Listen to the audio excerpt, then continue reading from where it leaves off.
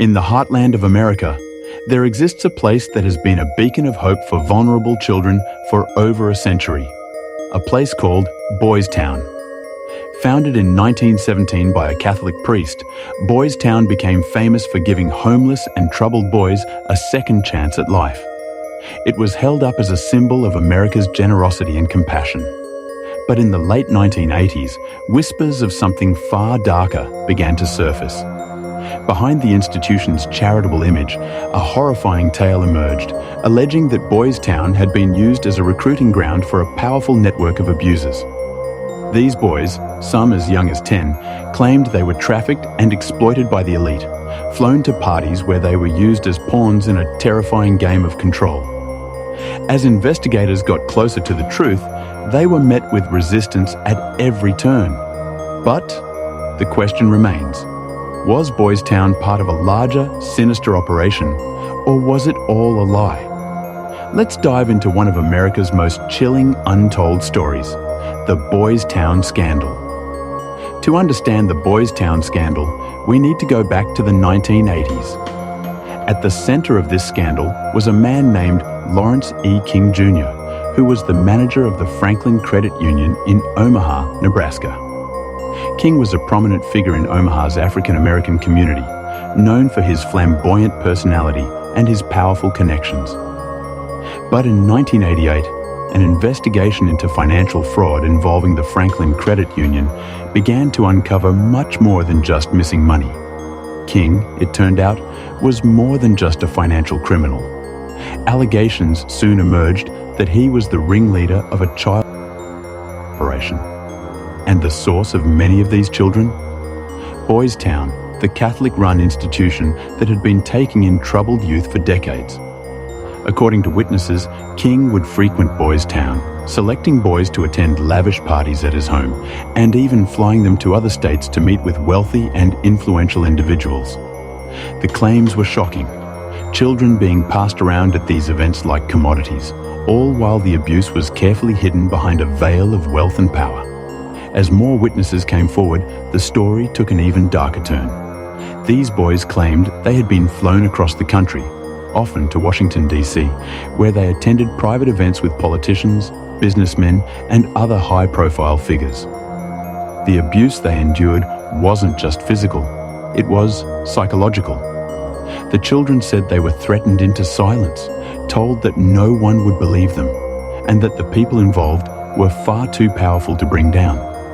But what makes this scandal even more disturbing is the fact that when these brave victims spoke out, they were met with disbelief, intimidation, and, in some cases, tragic fates. One of the key witnesses, Alicia Owen, was a teenage girl who had been victimized by the trafficking ring. When she testified about the abuse, she was charged with perjury and sentenced to over 25 years in prison. A chilling message to anyone else who dared to speak up. Yet, the evidence seemed undeniable. Multiple witnesses, most of them young men and women, described similar events, implicating some of Omaha's wealthiest citizens. They spoke of private planes, secret parties, and threats that followed them wherever they went. Despite this, law enforcement and the FBI seemed to turn a blind eye. Several people who had been investigating the case suddenly pulled out or faced backlash for pushing too hard. One of the most notable examples was Gary Caradori, a private investigator hired by the Nebraska legislature to dig into the allegations. Caradori claimed he had found incriminating evidence that could blow the case wide open: photographs, documents, names. But in a tragic and suspicious twist, Caradori's small plane mysteriously broke apart mid-flight in 1990 while he was returning from Chicago with what he said was the smoking gun. Both Caradori and his young son were killed in the crash. Officially, the cause of the crash was ruled an accident, but many believe it was no coincidence. His evidence vanished, and with it, any hope of exposing the truth. Theories and cover-ups. So why would such a high-profile scandal seemingly disappear? Many point to a potential cover-up, suggesting that the people involved were too powerful to bring to justice. The FBI, which initially appeared to be investigating, eventually declared that the allegations were nothing more than a carefully crafted hoax. but those close to the case believed otherwise. John DeCamp, a former Nebraska state senator, played a pivotal role in bringing attention to the Franklin scandal in the late 1980s and early 1990s. DeCamp became deeply involved after allegations surfaced that a child prostitution ring, allegedly involving prominent politicians and business figures, was operating in Nebraska. He authored the book, The Franklin Cover-Up: Child Abuse, Satanism, and Murder in Nebraska, which expanded on the claims and alleged that the scandal reached as far as Washington, D.C. After the Franklin scandal, DeCamp remained an outspoken advocate for uncovering what he believed was a massive conspiracy. His book gained a dedicated following among those who believed in the cover-up, though many critics dismissed it as speculative and lacking concrete evidence. Despite the controversy surrounding the Franklin scandal, DeCamp continued to practice law and remained a public figure in Nebraska for years. John DeCamp passed away on July 27, 2017, at the age of 76. His death was reportedly due to complications from Parkinson's disease. To this day, his work on the Franklin scandal remains divisive, seen by some as a brave attempt to expose corruption, and by others as an unsubstantiated conspiracy theory. There's also the mysterious death of Troy Boner, another key witness. Boner had initially cooperated with investigators, providing chilling details about the abuse he had witnessed. But after recanting his statements under duress, Boner lived in fear for years. In 2003, he showed up at a hospital in New Mexico, visibly shaken, claiming that people were after him because of what he knew about the Franklin scandal. Not long after, he was found dead in the hospital's waiting room. Officially, it was ruled a drug overdose, but many believe he was silenced before he could speak out again.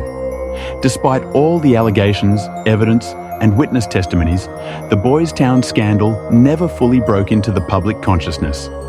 The media moved on, and most of those implicated escaped any real consequences. King himself was convicted, but only of financial fraud, not for his alleged role in trafficking children. To this day, the legacy of Boys Town is complicated. On one hand, it remains a symbol of hope and salvation for children in need. But for those who lived through the terror of the Franklin scandal, Boys Town represents something far more sinister. A dark, hidden world of exploitation, where the rich and powerful preyed on the vulnerable.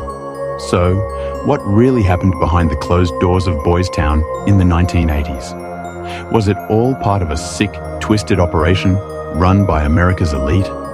Or were the stories exaggerated, nothing more than a web of lies spun by troubled youth? While official investigations have long since concluded, the unanswered questions and suspicious deaths leave much to be desired. The Boys Town scandal, much like the Franklin scandal itself, continues to haunt those who dared to look too closely. But perhaps the most terrifying part of all is that, even today, we still don't know the full extent of the truth. And maybe we never will.